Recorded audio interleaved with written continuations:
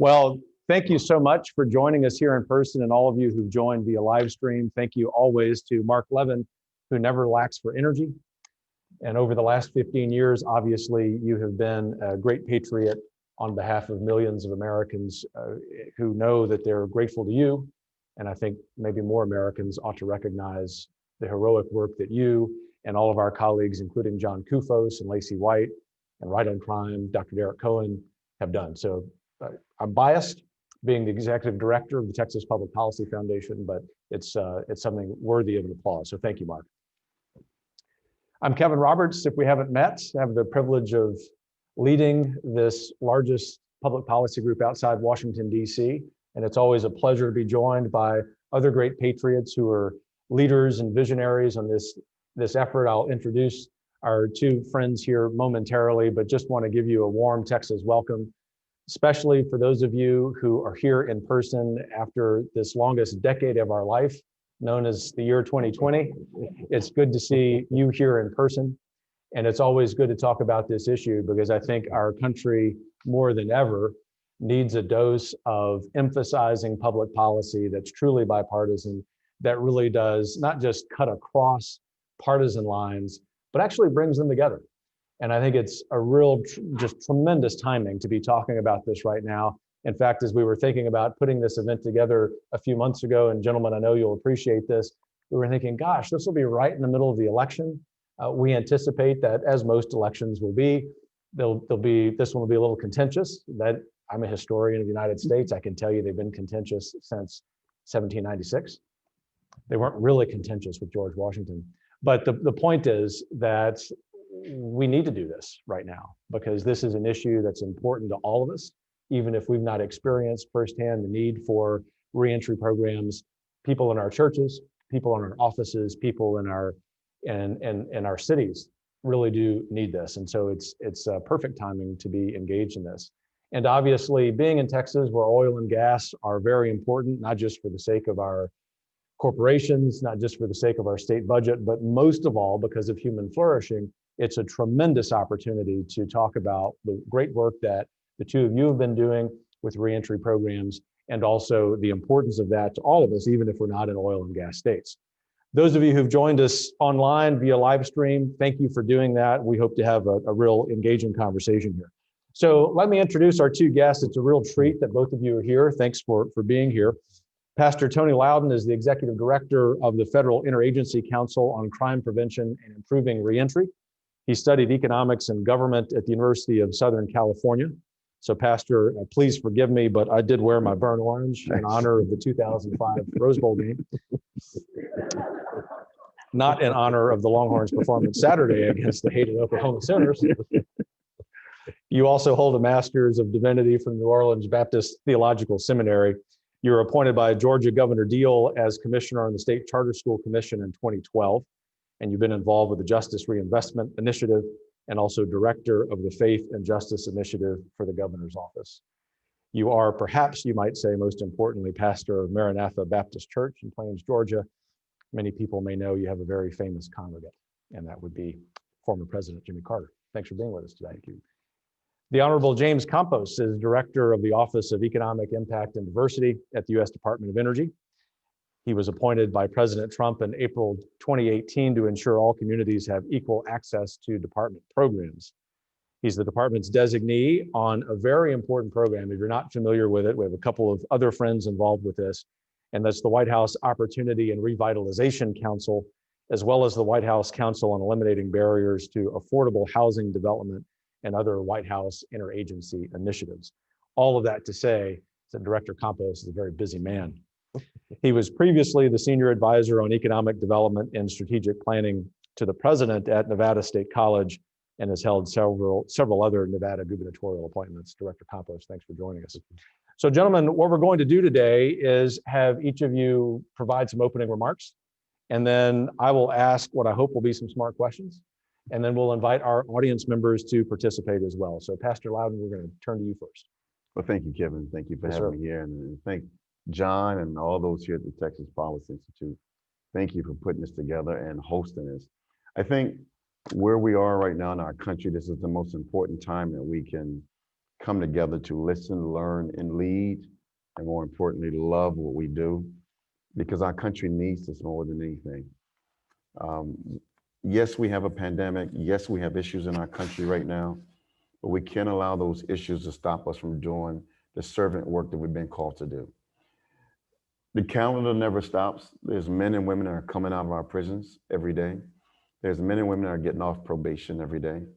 And we have to do everything that we can to continue this synergy, to make sure that we look at ways of changing the direction of men and women that are coming out of our prisons or getting off probation.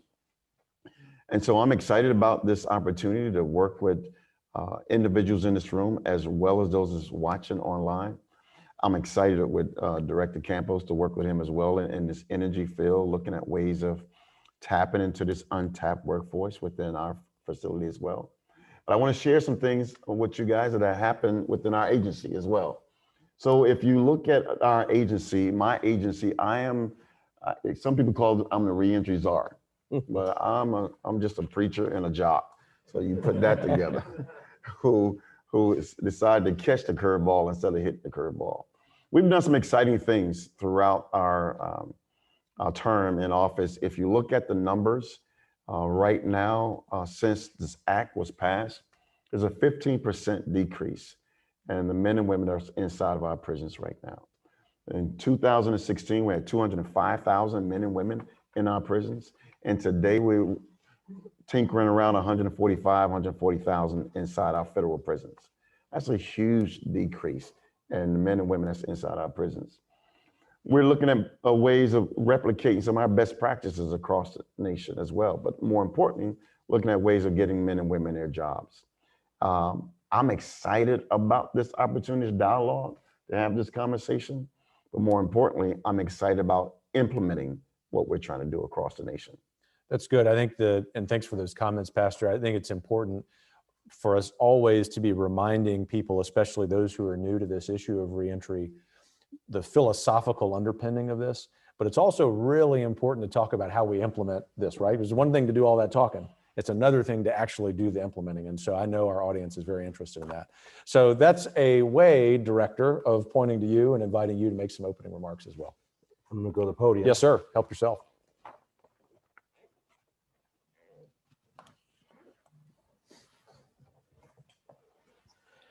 I have a prepared speech I want to share with you, so therefore I opted to go to the podium and read. First, I want to thank everyone for the kind introduction and the hospitality provided here today. I enjoyed hearing the perspectives on criminal justice so far from the panelists. And Kevin, I appreciate your time moderating this event. As Kevin said, my name is James Campos, and I'm the Director of the Office of Economic Impact and Diversity at the Department of Energy. I did take a few minutes today to discuss the importance of work from my office is giving to former prisoners a second chance in our society, and why President Trump's true all of the above energy policy has created an abundance of jobs. First, Pastor Lowden. It's an honor to discuss with you the importance of ensuring Americans re-entering society are given a second chance at becoming contributors to our great society.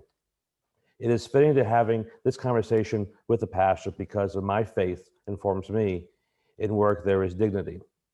Any man or woman who seek to provide for themselves, their families, and their neighbor through the honest day's work is one that can walk proud with their head held high, knowing that they are using their God-given skills and talents to bear fruit and create prosperity for their communities. This means that every day when a former prisoner who finds work wakes up in the morning and looks at his face or her face in the mirror, they see themselves as not just a former prisoner, but a person with inherent dignity, which matters so much. This means that every day that individual has purpose, and every day they wake up with a fulfillment of what they're going to do to the future. Yet often it is difficult for formerly incarcerated persons to find meaningful work, whether because of the stigma or a failure for industry to make these employment opportunities known. But as a director of the Office of Economic Impact and Diversity, ED, which is my office, Economic Development, as we call it. I know that there are hundreds, if not thousands, of energy jobs simply waiting to be filled by those who are able and willing, including formerly incarcerated persons searching for that opportunity. So how do we make those jobs a reality? Well, our strategic priority here at ED is enhance opportunities for formerly incarcerated persons through initiatives and collaborations with other federal agencies focused on workforce development in expanding energy sectors. Energy jobs in Texas and across the country are in high demand and can be filled by certification, entrepreneurship programs, and on-job training, which are offered at community colleges, workforce boards, and trade associations. These are jobs like CDL drivers, solar technicians, HVAC technicians, welders, automobile repair technicians, and many other STEM fields. To make sure we are letting returning citizens be aware of these opportunities, ED has met with providers for this population, government officials, and faith-based organizations to learn about their programs and share them with opportunities within the energy sectors. Our discussion includes how to create a productive and supportive environment where persons may thrive, prosper, and contribute to social, political, economic development, and family and community. In Texas, there are organizations committed to those goals, like the Texas Reentry Services, Texas Criminal Justice Coalition, the Bexar County and Reentry Roundtable, the Austin-Travis County Reentry Roundtable, Spirit Key Ministry, and many other government programs. Now I look forward to working with all these groups and similar groups around America to make sure that we are servicing former prisoners. One program we started just this summer to help spearhead those efforts is the Equity and Energy Initiative, which is based out of our office. Equity and Energy is designed to expand the inclusion and participation of individuals in underserved communities in all programs of the DOE and in the energy sector as a whole. The initiative has 5 pillars: workforce development, supplier diversity, technical assistance, STEM enhancement, and energy affordability, all centered on a core mission of facilitating interest and access, and that is pivotal, interest and access, and I'll explain a little later. ED's goal is to develop and implement a sustainable initiative that strengthens the employment capabilities for formerly incarcerated persons. With the help from the White House and Jerron Smith and Pastor Lowden, who have been instrumental in the Trump administration's stunning success on criminal justice reform, Equity and Energy is preparing Americans returning to society for jobs in the future. Now, before the COVID-19 crisis hit, America was experiencing an energy revolution. It still is, but it's no secret that COVID-19 has dealt a blow to our economy. However, thanks to the president's strategy to pursue every energy source available, nuclear, oil, gas, solar, wind, hydrogen, and more, we can be sure that the energy industry is going to come back stronger than ever. And when it does, my office will make sure that there is formerly incarcerated persons laying wait for those great jobs. So thank you to our partners who make that possible. It's truly an honor to serve the American people in my role. And events like these remind me that energy jobs and jobs in general are so much more than a simple paycheck or perceived simple status. Meaningful employment is fundamental to who we are as humans. Each and every human has a desire to be part of something bigger than themselves. And it's this the purpose of something that we can help their families and the communities through these initiatives like Equity and Energy. Now, events like this help gear the hearts and minds towards that fact, by bringing together government, private sector, nonprofit, and academia to make sure Americans, all Americans, especially those returning from prison, are given a second chance at life. And that is vital. We owe it to them, we owe it to our society, we owe it to all of us that we provide that opportunity to these individuals leaving incarceration. We have the opportunity before us. Energy is our economy. Energy is what propels our economy moving forward. And we have that opportunity through this industry, through the sectors, to really provide that difference. So we're going to do this, and we're going to do it right. I'd like you to look at a slide real quick, and it's just the equity and energy slide, or a different slide, if it pops up. Okay, well, just real quick, that is the fundamental basis for equity and energy. Interest and access, I mentioned it earlier, that's fundamental. We have to create the interest and then the access. And this includes individuals leaving incarceration, to provide them the interest in the energy field. And then, most importantly, obviously, is to provide them the access. That is critical. These pillars around there, STEM enhancement, technical assistance, workforce development, energy affordability, supplier diversity, it all fits in. It all fits in. And we have to be able to first create the interest and access for those pillars to really work the way they should. It's critical. We can do this, as it's been said before, the energy economy, the home of energy, Texas.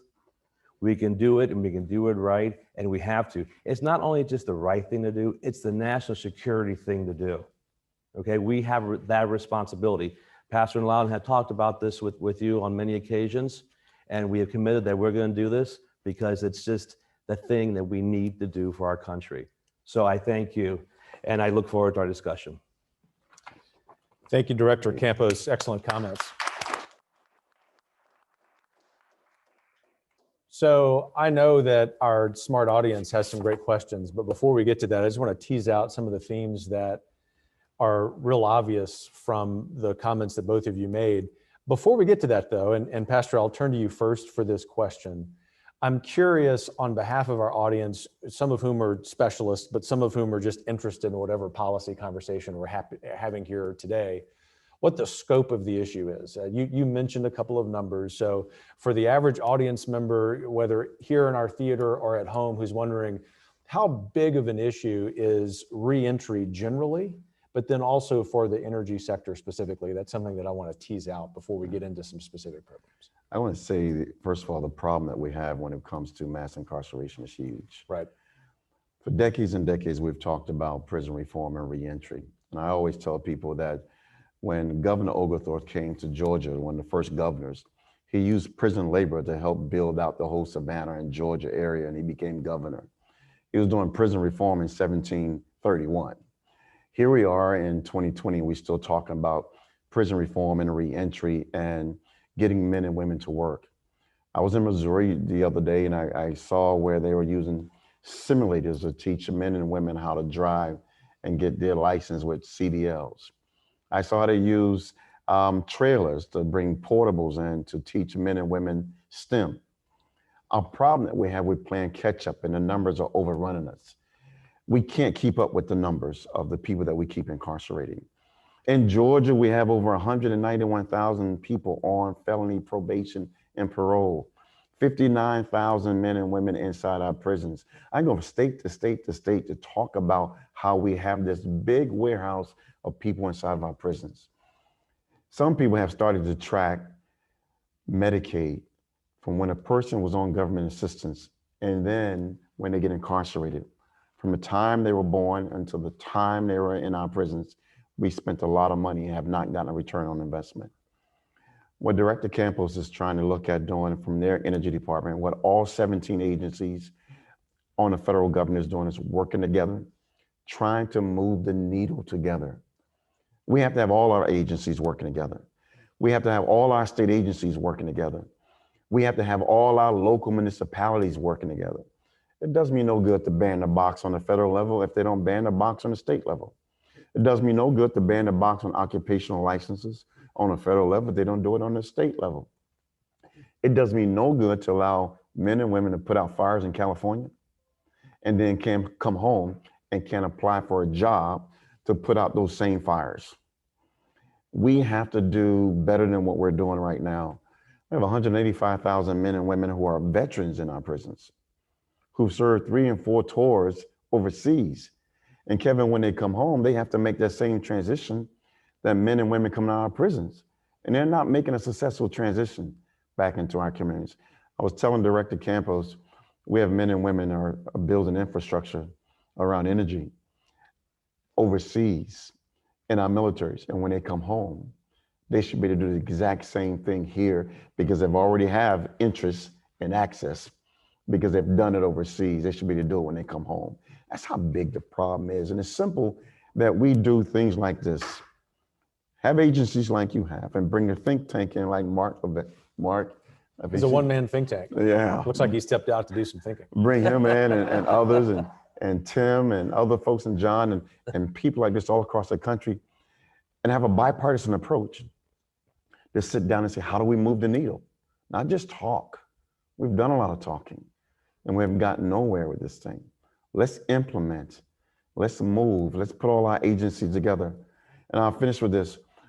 We show you how big the problem is. We had a meeting, Director Campos was there in the Situation Room, where all 17 agencies got together with Chairman General Barr, Secretary Carson, and others around the table. And we sat there and we talked about this problem. And we left there talking about we have to work together with this problem. And so usually when you go in the Situation Room, you think there's a big problem around the world. Well, we were in there talking about a big problem in the United States. And that's why I'm excited about the fact that we're doing something new, something different to change the direction of our country. I'm really glad that you used the example of the meeting in the Situation Room, because being a lifelong educator from a family of educators, having the privilege of waking up each day in Texas, no offense intended, Georgia's a great place. I think we have so many policy problems facing us in the United States. And of course, I'm optimistic. We're Americans. We're going to get them figured out, even though they're very thorny. But I get a little miffed, and all of us here at the Texas Public Policy Foundation get a little miffed that we let this continuing matrix of problems, mass incarceration, education systems that are failing us, occupational licensing regulations where government's got in the way of liberty and flourishing. And that's just to name a few. And smart people from both parties, left of center, right of center, get together in a room and say, this is really the situation. And I think part of the role that we can play here at the foundation, obviously the two of you are doing in your daily jobs, is making sure that we're increasing the awareness of the average American interested in policy that this is the situation we need to fix over the next decade. So Director Campos, you live this every day in your job. I'm curious if you might follow up on this question about scope, perhaps particularly with the energy sector, whether in Texas specifically or nationwide. No, it's very important. As I mentioned in my earlier comments, energy is our economy. And jobs that are flourishing from energy. Yes, obviously, there's a little bit of speed bump called the COVID-19 experience, but that's not going to last forever, hopefully, and very soon. And these jobs are going to come back in abundance.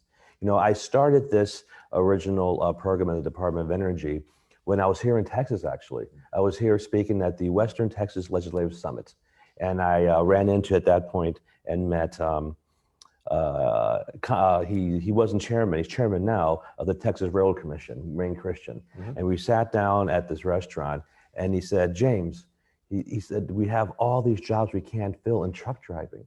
And I said, well, what are you talking about? Because they're paying anywhere between $60,000 and $150,000, and we just can't find enough individuals. And at this time, our unemployment was very, very low in this country, and it will become that again shortly. And we don't have the labor pools. But I knew one thing, through the president's initiatives and his leadership, we had a greater growing pool of individuals leaving incarceration. And these were individuals that are talented. We have to seek and we have to grow and we have to capture all the talent in this country if we're going to keep a prosperous nation moving forward for our children and their children. These are segments of our population that we're underutilizing. And these are segments of the population that we need to provide opportunities for, real opportunities, so they can sustain a family, they can sustain their environment and provide for their children and so forth. And energy offers those great opportunities. You know, whether it be, as I mentioned earlier, whether it be oil and gas, whether it be solar, geothermal, it's the whole gamut across our country. Here in Texas, like I mentioned earlier, I consider it the capital of energy. And what better place to actually really get it started here? And it's the awareness part. It's providing, you mentioned scope. We need to increase the scope of the awareness to the energy companies that this is a talented pool of individuals and we have to utilize them wisely. It's, again, I mentioned, it's not only the right thing to do, it's a national security thing to do.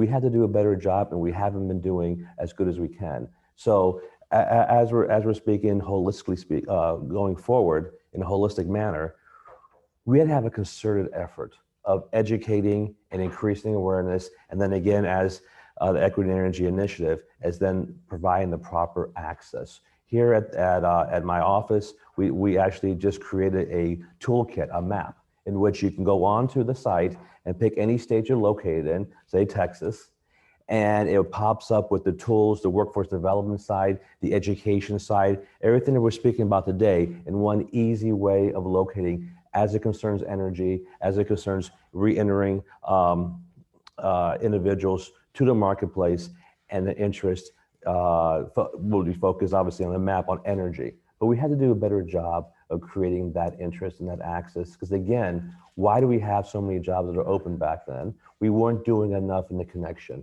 And that's part of the overall scope, is creating the nexus and connection between state, federal levels, and providing that access. So hope I answered the question Very overall. well. But to sum it up, we are doing this. We have to continue to do this, and good work such as Pastor Lowden and others at the White House, and getting the Department of Energy involved and other departments involved, that's going to help us get to that point. Well, I think that's very helpful, and I want to really delve into more of the solutions that each of you has been involved in. But before we do that, I want to unpack the problem just a little bit more. Yeah. And it's not to be a pessimist, but we do our work here every day saying we're going to read reality truthfully, which means that sometimes the truth about policy is kind of ugly. But in order to fix ugly problems, you've got to be able to first identify them and then come up with a solution. So I'm going to relate the story of someone who's become a friend of this foundation's and of mine. Her name is Stacia Brightman. She's a young lady who has 4 children, was unemployed, living between Houston and Port Arthur, Texas, southeast part of the state, and on government assistance. And she kept trying to get trained to enter the workforce in one of the great areas of need in Southeast Texas, which is industrial construction. And in fact, there's something like, even accounting for COVID, especially now that we're in the midst of a great recovery, Director, there's something like $12 billion of projects that will happen over the next few years, just in Southeast Texas in big industrial construction. And she couldn't do that because the community colleges were providing programs that were not in those fields: pipe fitting and welding. And so there was a company, I'll mention them by name, they've been in the news, S&B Constructors, that said, forget this. We tried to go through XYZ Community College. I'm not trying to pick on them, although there's a systemic problem there. And we're trying to get them to use the federal and state money that comes down for the sake of educating children or educating adults, and they're not doing a good job. And so they decided, this private company, just to start their own workforce development program, and trained several hundred, mostly women, to be pipe fitters and welders. Stacia is now a manager at the company, earning 6 figures. She's been to the White House, held out as a great example of what can happen when we get government out of the way and allow those strings to be cut so that people can flourish. And I mention that not to be down in the dumps about government, but to raise the awareness that in order for us to accomplish what each of you is talking about, we've got to have some bold action at the federal and state level. And so I just want to ask each of you, before we get into some of the details of the solutions that you've offered, what other stories are out there in Georgia or other states that, for our audience here, can really exemplify the extent of the problem? Pastor? I spent 4 days in Missouri. First day, just sitting around eating some good food. That's good. We can do that for you here in Texas. Yeah, I went to a restaurant where you throw rolls at you and you got to catch it, because I had to get back to my baseball days. But the Governor Parson there has allowed his directors to help get government out of the way so they can tackle reentry. They have programs where WIOLA is doing exactly what you talked about, getting women trained to be able to become entrepreneurs from the prisons and back into the community. They have a program where, and John and I have been going back and forth with this, because when I came on board, everyone said it can't be done. They have contracts, MOUs, with every state in the union, including some countries, to get men and women their driver's license, their birth certificates, or some form of identification. When people told me it couldn't be done, it's being done in Missouri, when government got out of the way and said, this is the best thing that we need to do. We have too many people that have been working in this space that have said, this is the way we've always done it, and we can't do it this way. And I tell you that those people need to go and retire and move out of the way, because Amen. the future has bypassed them. We have people that are trapped in our failing schools that's moving into the pipeline of our prisons. And we say this is how it's always been done, or we take kids from failing school systems and then put them into alternative schools, and then we can track them all the way to our prisons. Well, we have to do something different. We have to cut that pipeline and look at ways of making that happen. Some areas are changing that, where we're not taking kids from Department of Justice and moving them back into alternative schools. Delaware, Second Chance Farms, growing produce vertically. And Ajit, who is the leader of this organization, says we're growing two produce. We're growing men and women, and we're growing produce as well to serve in the community. But these are returning citizens that are now making $31,000 a year in the heart of the hood in Wilmington, Delaware, across the street where there's a charter school, and down the street where HUD is rebuilding affordable homes, right? So you have this holistic approach model that is working, but before they said it would never work. Instead of kicking people out of the projects and then move them someplace else, they're building the homes first, putting the people in the homes, changing the neighborhood, putting the kids into a school that's not failing, a charter school across the street. And just because, as you know, if you travel around the country, as I have, Kevin, when you enter into communities that's filling up our prisons, a lot of people have felonies. A lot of people have misdemeanors. Crack cocaine came through, heroin came through, meth has come through, and communities, pastors, deacons, leaders have all ended up on some form of paper. Why not build a company where you can grow produce in a desert community and then hire nothing but returning citizens who are on paper, and then allow them to have stock options in that facility as well, and grow that community holistically? That's what we're doing with Opportunity Zones. That's what we're doing with the Revitalization Council. And I believe that's what the president intended when he signed for the Opportunity Zones as the executive order, as well as creating this position that I'm in charge of as well, to be able to say, let's find out what good looks like and let's replicate it. And let's move away from the people says it can't be done. In Missouri, they're not having that problem with their community colleges. They have a community college that is taking modules around by a trailer. They call it the Beast.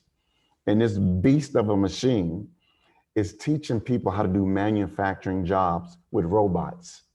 And they're doing heating and air in this trailer and bringing women and men in to train them and get them licensed and certified so that when they leave the prison, they can pay their way of being a taxpayer in our society. That's how we do it. And we got to get away from excuses. I learned a long time ago, and I hope I say this politically correct. An excuse, You're in Texas, my friend. I'm in Texas, I can say what I want to say. Excuses are like a bottle, everybody got one. We got to get to the point of making it happen and implement it, period. Make government work for people, not against people.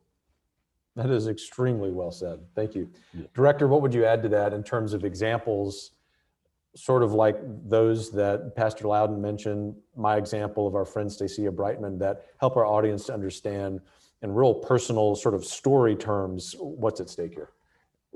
I think we all appreciate what's at stake. The stake is humans, you know, and their lives. We're all humans, we're all American citizens, and we all deserve a chance, especially those leaving and getting that second chance in our society.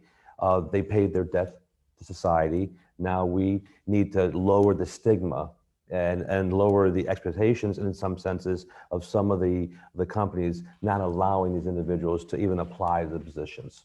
That's something that I come across a lot. I talked to Pastor Lowden about, you know, when approaching the idea of bringing in individuals that are formerly incarcerated, there is a stigma to it, and there is some points of hesitation. We need to lower this because these individuals have paid their debts.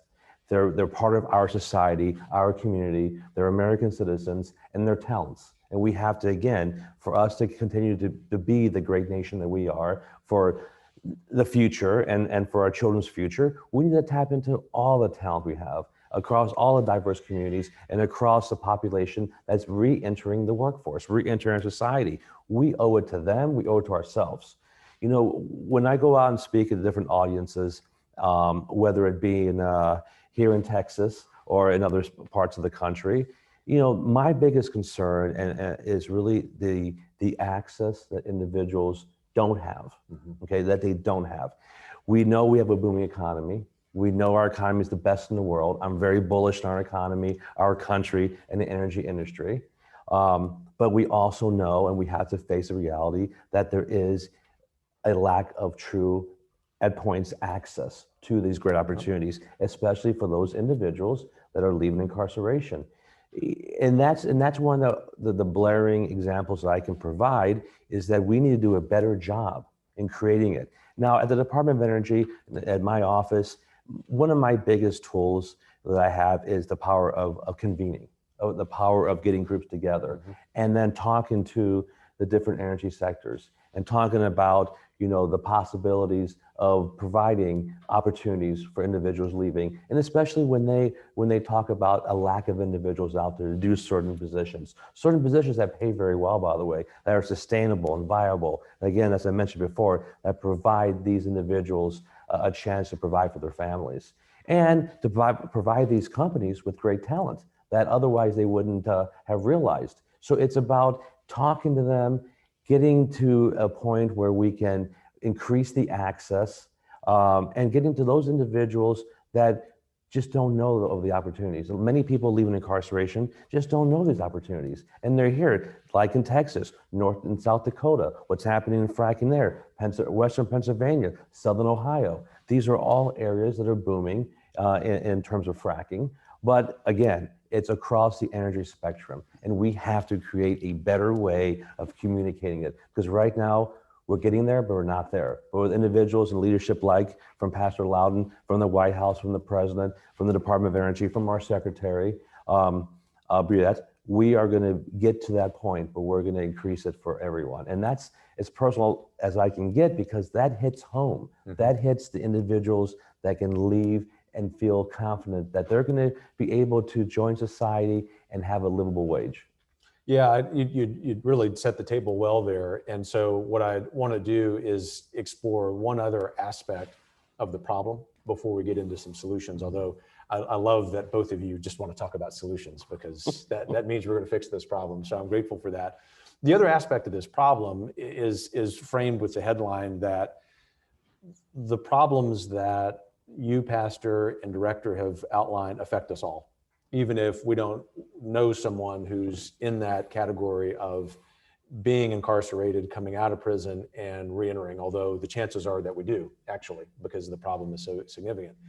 But there's a particular group of us that feel this nonstop. And they feel it nonstop, not because they're merely focused on earning a profit. These are employers. But because they understand the human cost of with their own innovation, creating jobs and not having people to fill those jobs. And they look at the hundreds of thousands of people who have misdemeanors or felonies, and they can't employ them for the reasons that you've described. So for example, S&B constructors in Houston. I also think about a number of oil and gas, small business, independent producers in West Texas, for example, who right before COVID couldn't even find truck drivers. They couldn't find guys and gals to go work on the wells. And they're saying, Kevin, we never really understand the importance of the work that y'all are doing on criminal justice reform, but we do now, because that's the answer. And so what are some of the solutions to that for the employers that maybe people who are watching online or sitting here in the theater might be able to take some action on? Pastor? I think our elected officials, both local and federally, have to start listening to those who run their communities. And why I say that, because, you know, every midterm and general election, we have leaders that come into our community and say, I have a vision for the neighborhood, I have a vision for the community, a vision for the country. And then they don't sit at the tables and listen to those who are actually running the neighborhoods and running the country. And so when you have oil companies and entrepreneurs that are opening up businesses and have regulations that are holding them hostage, where they can't get a trained workforce or they can't allow people to work for them, then we have to release them so they can get the work done. If this was a war, we will break every regulation we can to try to make sure that we fight the enemy and kill the enemy. If this was a national pandemic, which it is a pandemic on crime and criminal justice and reform, then we would get all the experts in the room and look at ways of saying, how do we handle this situation? I believe we have to do that because we have employers that can't get employees who can do the work for them to make this economy turn and run the way it should be. When we had record low unemployment, there were so many jobs out there we couldn't get people into. However, we had warehouses full of people that want to come out and do the work. And it's a ripple effect. When a father gets out of prison, he can go to work and take care of his family. And his children can see him go to work a 9 to 5. And he becomes a taxpayer. He pays his child support. It makes our community safe because desperate people do desperate things. And when you have employers who can't hire the people who they want to hire, and then I'm a father that have to provide diapers and milk for a child, I'm going to do something desperate so that I can take care of my family. I think the biggest solution is that we're trying to get done, and I'm recommending that we have these reentry councils, not just on the federal level, but on a local level as well. We're sitting down with community people at the table, business people at the table, workforce development, industrial authorities, all those decision makers. I think even the people without planning and zonings need to be at the table as well, because planning and zonings all across the nation have set up barriers where workforce can't even come back to their own communities because the planning and zoning says not in my backyard. We have to have this holistic approach where we're talking.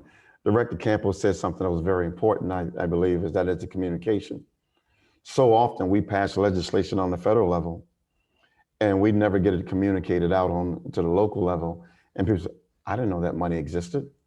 Companies say, I didn't know I can get bonded if I hire these people. I didn't know I can get this tax credit if I hire these people. We got to be able to get that information out, and we got to be intentional daily, talk about what government can do good to release those barriers. And finally, when I preach, one of my favorite lines is that nothing holds the kingdom of God hostage. Sometimes that's my closing. Well, when we're talking about changing how government do things, we should not allow anything to hold our communities, our neighborhood, our educational system, our employers, hold them hostage so they can do the work that we need to make America better. And that's what we keep saying, Pastor, that Americans are great people. They want to help one another. And it's not merely the profit motive, which is also proper. We know that from Scripture too, of employers, is that they want to help their fellow Americans. And they see people whose lives will be benefited immensely by having that job, but they also recognize that's a two-way street. Their lives will benefit immensely by providing that. And we don't even have to question the intentions of government programs when we just say, let's call a spade a spade. Let's read reality truthfully and say, those programs are failing us. They're failing us, not just the people on them, but they're failing us as a people, and it's time to do something about it. So Director Campos, what would you identify as sort of highest level solutions, whether in your current role or for government generally, to begin attacking this problem? I think the biggest, and Pastor Lowden mentioned this, is communication. And it's simple, and of course communication is important, but we're not doing a good enough job in communicating. And that means communicating throughout all the energy sectors and through the communities, as you mentioned, from the top to the bottom. We need to have a systematic plan in motion in which we go to these local community centers. We go to the workforce boards located across the country. We go to the state legislators. We go to municipalities across the nation, and we communicate this. Again, it's a lack of communication, which therefore equates to a lack of understanding. And we need to lower that stigma. We need to also understand, as we mentioned, we had a very low unemployment rate recently, and we're going to have it again because our economy is going to come back roaring. And we're going to have to find these individuals, we're going to have to find people that can fill those jobs. And these are people that can fill those jobs. And these are individuals that we have a great amount of talent that's leaving incarceration. So we have to be able to communicate to the companies, to these organizations, that this is a great pool to tap from. Let's do a better job. Let's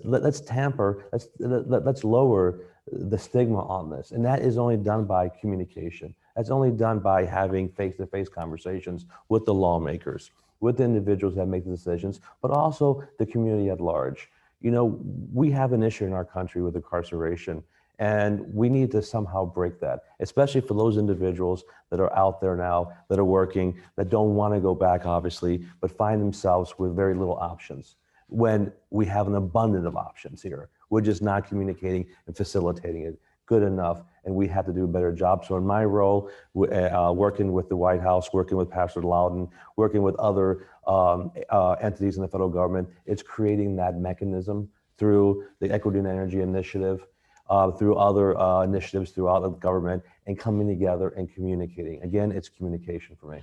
Kevin, he said something about communication. I don't want to miss I've noticed this. that. Right, we said it twice. A few times. I've read several documents from all types of think tanks that talked about the digital divide. And we started talking about the digital divide and information highway in the 80s, right? This pandemic hit, and all of a sudden kids can go to school, and rural communities and inner cities. We all start talking about the digital divide all over again, because we could not deliver sound education and technology to our kids who were trapped in their homes.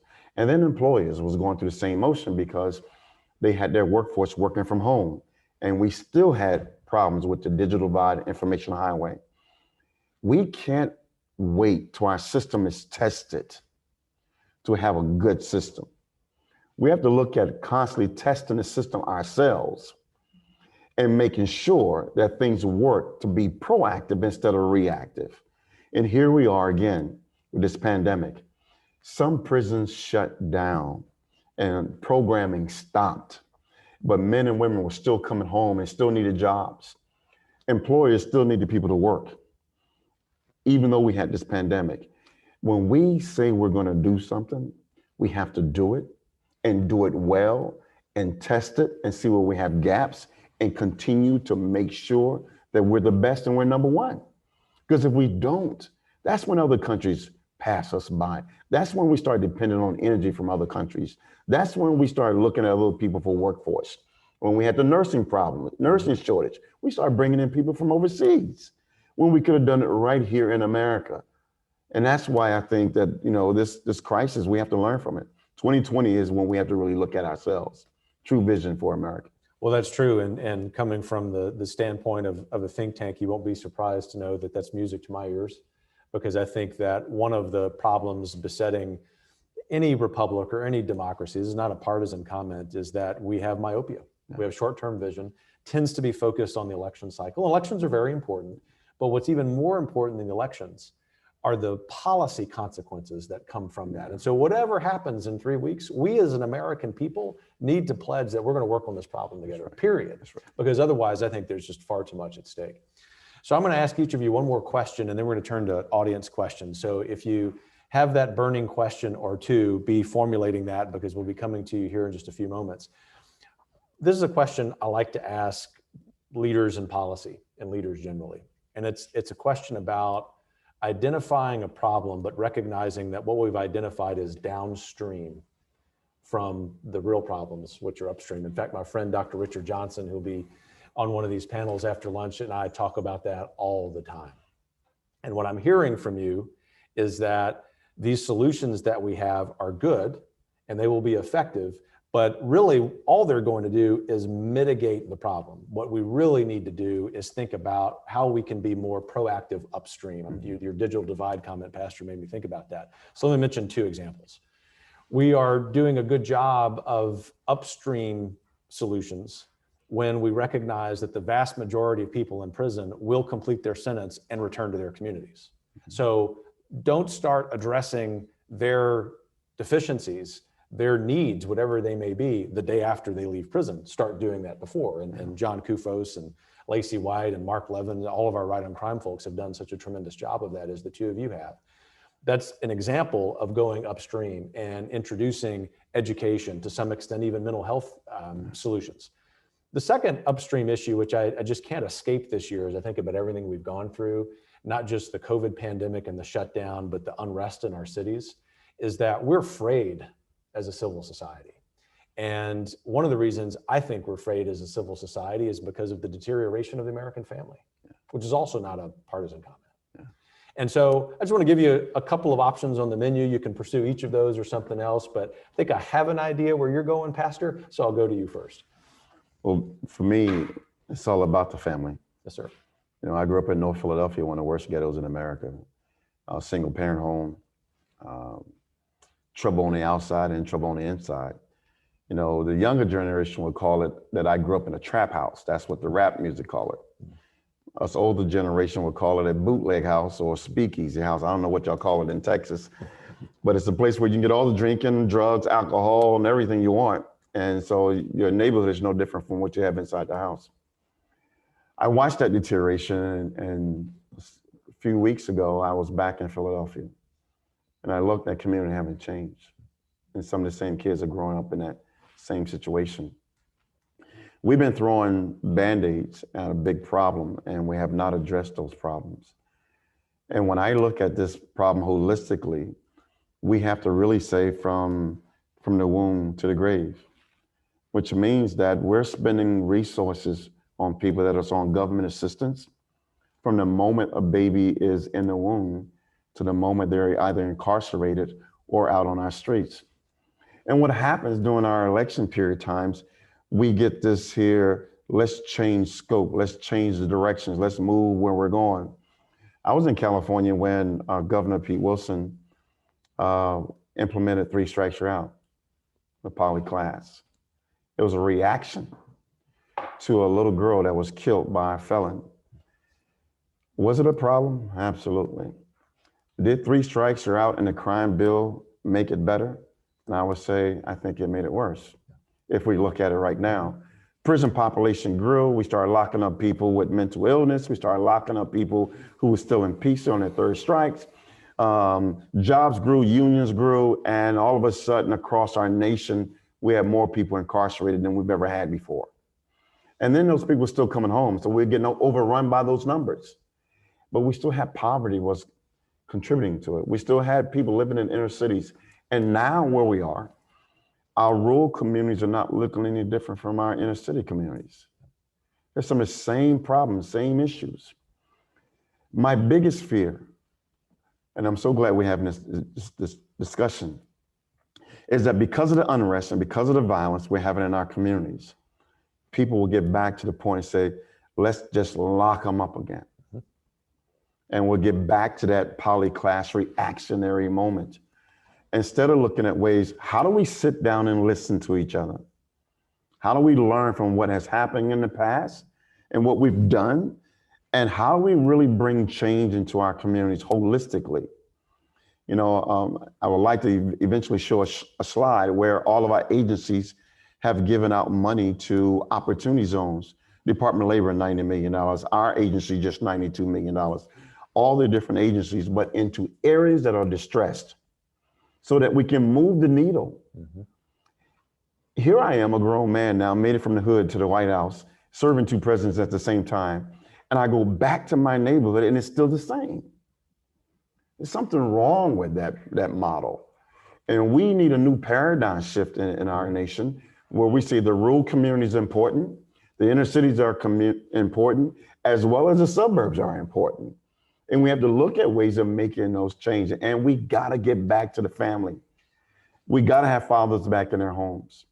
We gotta be able to allow families to have more than one income in their homes. And we gotta make sure their children are not trapped in failing schools. It's a crime when we can predict by 3rd grade whether or not a child is gonna end up in our prisons. It's a crime on us as a society. Because if we know it's gonna happen, let's do something about it. You don't wait until they get ready to come out of prison to talk about reentry. Reentry starts the day that a child is born, so that we can make sure they don't end in our prisons. But that may sound like too much like right. I think you hit the bullseye. And I think there's a lot of agreement across the entire ideological spectrum in the United States, because we've now seen the impact of 2 generations of doing this the wrong way. So I really appreciate your heartfelt comments. Director Campos, in your position, you're in a spot where you can do something about some of those problems. And you've been very articulate in explaining that. You also mentioned very briefly in your opening remarks that faith informed what you do as a policy leader. And whether you want to talk about that explicitly is up to you. But I think that might dovetail very well with what Pastor Lowden just said.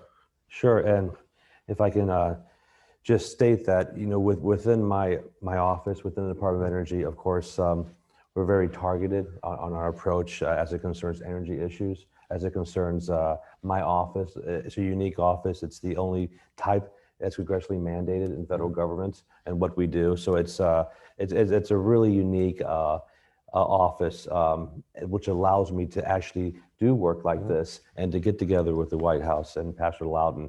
The thing that I really look at, and faith's a big thing, but also looking into our high schools, looking into the opportunities that we're providing.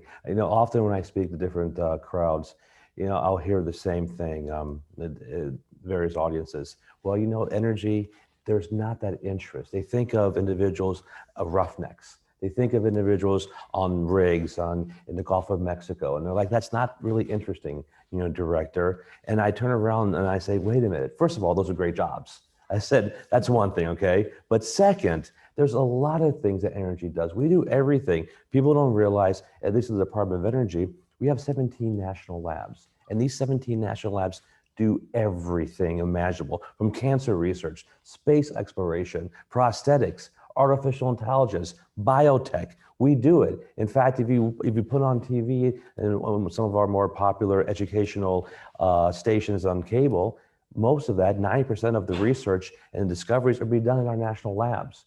So why am I mentioning this? It's because when we're speaking to individuals at the K through 12 level, we have to create that interest, and the interest within energy, and the interest of nothing is more attractive than having a wallet that has something in the wallet, okay? And for individuals in urban setting communities, we have to get to those children and explain to them that these are great jobs. It's not just what they see on TV and popular culture and getting to a certain point and the status. These jobs are available, they're there, they're plentiful, and they're meaningful, and they're really good for your future. We're not doing a good enough job explaining that at the K through 12 level and to these communities that otherwise they have. I went down to South Side Chicago a year and a half ago talking about this. These children have no idea of the energy opportunities. They don't get any kind of exposure to this. We have to do a better job of exposing them. And again, it's the interest. And interest is what? Interest is awareness, it's communication. That's fundamental. We're not doing a good enough job at K through 12. And I can give you a bunch of different stats explaining that. But we're not doing that job properly enough. We're not going into these grade schools where it starts and these high schools and saying, listen, these jobs are available, just like so many of the jobs that are available in HVAC, so many in carpentry, so many in these other fields. We have to do a better job. And I know this is a conversation that's taking place across the country. And I'm not saying anything new, but I'm saying from the energy perspective, when I get an individual to tell me, Director, it's just not interesting. I don't see anything, and say, wait a minute, obviously we're not giving you enough information on how interesting it can be. Are you interested in artificial intelligence? It's energy. Are you interested in logistics? It's energy. So that's probably my main, statement here is, again, creating the interest in the communication side at a more of a younger age, not just individuals that are above 18. That's right. It's a wonderful example. Your focus on high school, for that matter, K through 12 education, of an upstream solution. And I'm grateful for the responses that each of you gave. Kevin, but you don't miss out on what he said. He said K-12, right? So how do we get to the point that in some of our southern states, we're recruiting kids to become correctional officers Mhm. more than we're training kids to fill the jobs that he just mentioned. There's something wrong with that scale, that we have so many kids that we want to move into being a correctional officer. And I think that's kind of crazy too, a 18-year-old coming out of high school to become a correctional officer and guard murderers or other folks. I think that's a recipe for disaster as well. I think But I'd rather work in the energy sector. I'd rather have them working in the energy sector, absolutely. Yeah, thanks for that reminder, Pastor. Well, we've gotten to the point where all of you get to ask some questions. And so we have a wonderful colleague here, Lacey, with a microphone. If you have a question, please raise your hand. Lacey will come around and wait for that mic so that our friends who joined us via live stream can hear. Yes, ma'am, coming around to you. Thank you. Thank you. Oh, are you good? Okay. Thank you, guys. Director Campos and Pastor Lowden, thank you so much for coming. I am Angela Hale, and I have a small business that is in technology and telecommunications infrastructure.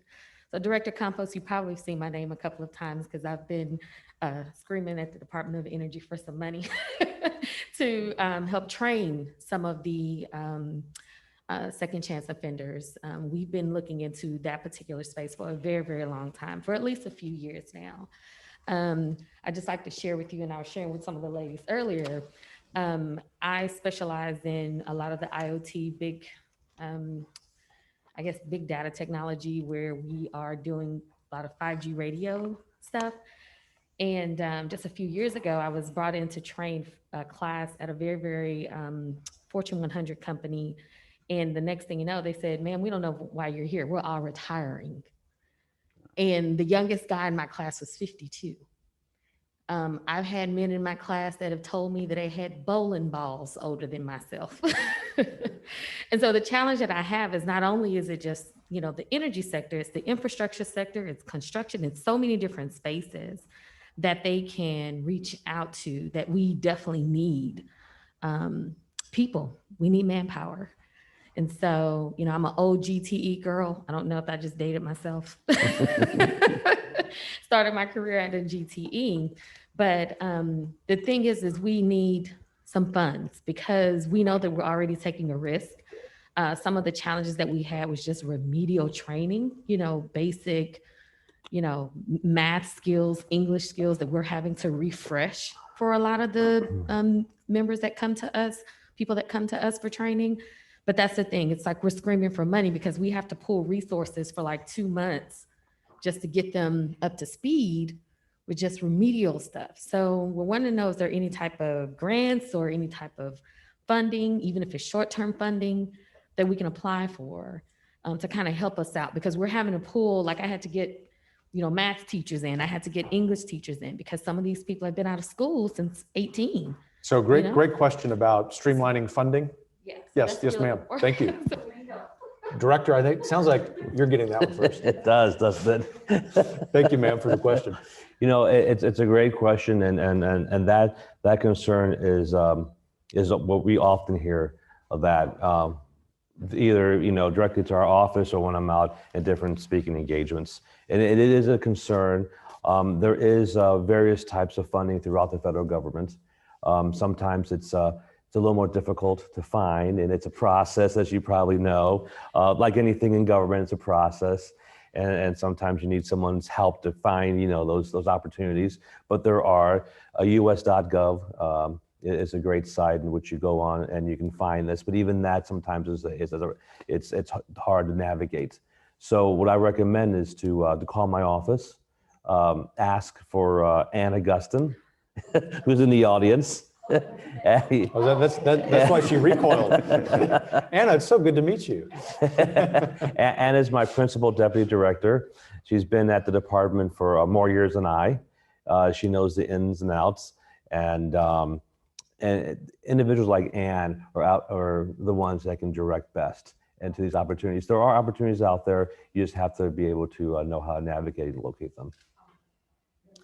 Thank Kevin, you. if I could add. Yes, sir. One of the things that we created with our office is that we created a website called reentry.ojp.gov, and all 17 agencies that we're working with We have all their links on there. And the goal for this website is to make it easy for the average person to find resources around helping individuals that we want to help get employed, to train them or whatever. Because we have to be able to do that. It goes back to being able to pass all these legislation and grants, and we never communicate with folks. And so check out our website as well, reentry.ojp.gov. And maybe they'll pull it up on one of our slides that we have here as well. But that's a way to be able to find more resources. Don't just go to the Department of Energy. All agencies, all agencies have a skin in this game. And we're pushing all agencies to move collectively. You have skin in this game. Now, if I can add. Oh, look, here comes the response. I love it. You know, Director Parman, we just have this custom on this stage of the moderator kind of mixing it up. So I'm glad that y'all are just playing along. No. In all due respect, of course, it's all agencies, but I'm bullish on the Department of Energy. So we also have a web page with tools. and this particular toolkit, it's a map toolkit I mentioned earlier, but we have that as well, and one's on prison reentry. So you go on this, and it focuses, you go on the state, and it pops up, it's interactive. So we too have a web page. Very good page. Now, John, I'm gonna just talk to you. He comes up here with these Texas socks on with the star, and then I'm getting hit with Kevin over here with this Longhorn tie. I feel like the stage is rigged today. That's how we do things in Texas, Pastor. And I'll just say our fiscal conservative friends are saying, two typical government guys giving away my money. There are some saying that, but all kidding aside, I really, really appreciate the response. And ma'am, thanks for sparking that good exchange. Any other questions? Yes, sir. My name is George. I'm a former intern here. Yes, you sure are. And I actually did a presentation that touched on a little bit about what you're talking about from the student's perspective. Here's what you should be looked for and interested in. My question is, while you were here, how do you go about recruiting for those coming out of prison and for those in the general population who have a master's, have a bachelor's, especially in communications, who need to make that transition to where can I be helpful? Or how can I be helpful if I have a prison record? Great question. Recruiting. That's my question. Great question, George. Thank you. Director? Sure. So right now we're creating those mechanisms. And again, it's the connections with these various organizations, groups, other government entities. And again, it's in our website. You know, that is the fast and quickest way to find that information. We're still developing many of the infrastructure programs within our prison reentry program and working with other departments and sister offices within the DOE. But yes, that's a great question. And there's that connection that we have to build, either be it through high school graduates or obviously individuals leaving incarceration. And that's what we're building right now and find the best mechanisms. That's why I work with Pastor Lowden and the White House. Department of Commerce has a great program under the MBDA program office.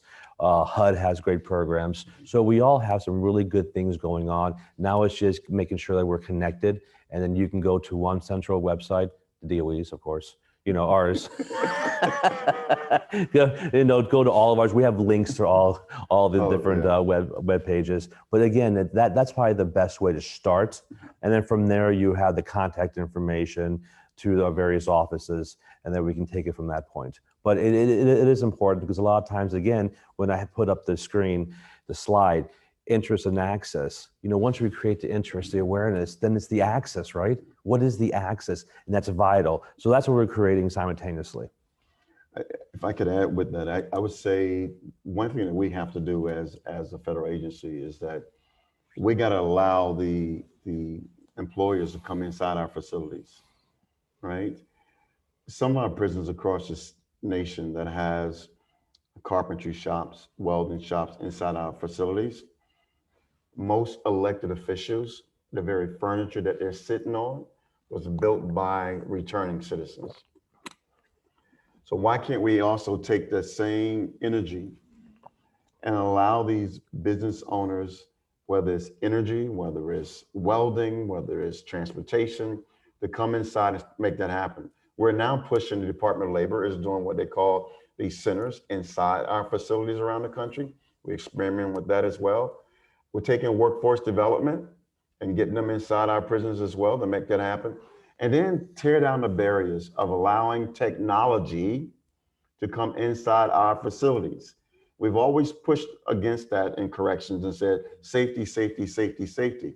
But this pandemic has taught us a whole lot, that we can get technology inside our prisons and allow business owners and partners and corporations to go inside our prisons. Let me go back to Georgia a moment. We have a reentry prison in Georgia where men are sleeping in the prison at night and going out during the day and working in the community. But more importantly, we have these same men and women who's learning energy and technology inside the prison and reading license plates while they're inside the prison, who gets it, people that gets in the fast lane, and they're entering the data in the people who didn't pay. And they're reading the license plates. And these are inmates inside the prison, and they're doing that data at a reentry prison. We can take this information and recruit those same people to come out and fill those jobs that are available on the outside when they come out. And we have to be intentional. We can't be afraid to try new things and make it happen. Thank you. We have just a couple of minutes. So on behalf of the audience, I'm going to ask each of you the last question. One of my favorite kinds of questions, magic wand question. I give you a magic wand. You can change one thing about all of the problems we talked about. What is it? We'll start with you, Director Campos. Yeah, you were looking at me. I know you didn't want to go. I looked the other direction, kind of like an airplane, you know. If I had a magic wand, it's definitely changing our attitude towards individuals leaving incarceration. If you look throughout history, there's been some very, very intelligent, successful individuals that have left incarceration. And there's examples all over, but historically there were phenomenal examples. This is a talent pool. Just because you've gone to prison does not mean you're not an intelligent, capable individual. Okay, that's not a bar set when you go to prison. Now that you paid debt to society and you're back out, I wish, and my magic wand would say, we're going to give those individuals an opportunity to come back to society, fulfill their dreams, but also help keep our nation great. Yeah. And that's very important. And we have to lower that stigma. Incarceration was always meant as a process where you go to pay your debt to society, and now you're out. Now you're back in with us in society. And we have to lower that stigma, you know, because we're missing talent. And we're creating issues for society on the back end if we don't do this. So it's a win-win for everyone, for our society. It's also, as I mentioned earlier, it's a national security issue. And it's also a big issue when we have such low unemployment, and we need labor of various forms. We need to tap in to the talent that's leaving incarceration, because there's a lot of great talent there, and there's a lot of great opportunities on both sides. So if I had a magic wand, it would be to somehow make that more of a known fact to companies, to community leaders, to our electeds. Let's do something about this. We have a great talent leaving. Let's maximize and use this for the betterment of our society. Thank you. Pastor Lowden. Well, if I had a magic wand, I'll start with first that crystal football that Vince Young. I knew you were going to say something like that. But alas, you can't do that. But if I had a magic wand, it would have to be around criminal justice reform holistically. There's a program in Las Vegas, John Ponder one's called Hope for Prisoners. There's a young lady that just gave a going away party. She's leaving his program. She's moving to Arizona. But this young lady, 8 years ago, was arrested on the streets by a Jewish police officer for meth, and she was pregnant. She had the baby boy inside the prison. And so this baby boy ended up with a number, and she had a number. This police officer, because of Hope for Prisoners program and their concept, when she got out of prison, he became her mentor, as well as the little boy's mentor. Fast forward 8 years on, this officer mentoring this young lady, going to business and say, can you hire her? She is now going to run Amazon's HR in Arizona. Removing the stigma, working holistically, not looking at a person who's saying that they can't become a returning citizen. Looking at people the way Christ looked at us and came back into the world and became a returning citizen so that we might have salvation and be saved and call ourselves Christians. That we might be able to read his word and look at people with compassion. If I had a magic wand, I would wave it on all those communities where mothers and fathers are living on the streets and addicted to their environments, and change those communities so that when people see them, they see themselves. Because when I see myself, I want to do something about changing that. And that's what I would do if I had that magic wand, besides getting that championship back. Getting somebody to hit that quarterback a little harder.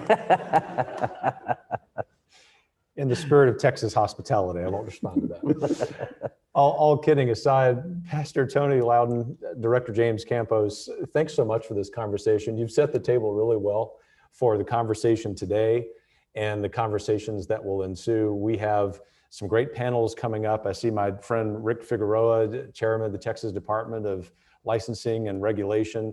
Commissioner Wayne Christian mentioned Dr. Richard Johnson here at TVPF, along with a lot of other speakers. So you're in for a real treat, whether you're here in person or joined us live stream. But please, those of you who are here in person, give these two great patriots a round of applause. They did a great job. Thank you. Thank you.